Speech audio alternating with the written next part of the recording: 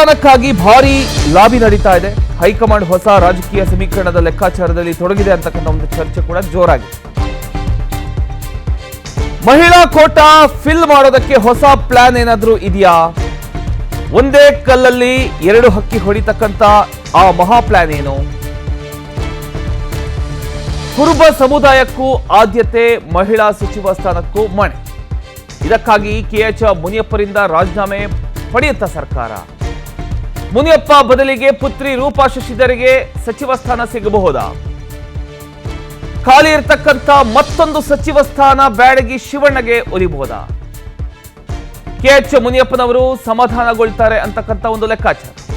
ಈ ಸಂಬಂಧ ಸಿದ್ದರಾಮಯ್ಯ ಜೊತೆ ಚರ್ಚೆಯನ್ನ ಸಿಎಂ ಡಿಕೆಶಿ ಅವರು ನಡೆಸಿದ್ದಾರೆ ಅನ್ನುವಂಥ ಒಂದು ಮಾಹಿತಿ ಕೂಡ ಲಭ್ಯ ಆಗ್ತಾ ಇದೆ. ಸಚಿವ ಸಂಪುಟದಲ್ಲಿ ಮಹಿಳೆಯರಿಗೆ ಸಮರ್ಪಕ ಪ್ರಾತಿನಿಧ್ಯ ಸಿಗಲಿಲ್ಲ ಅನ್ನುವಂಥ ಒಂದು ಟೀಕೆಗಳು ಕೇಳಿ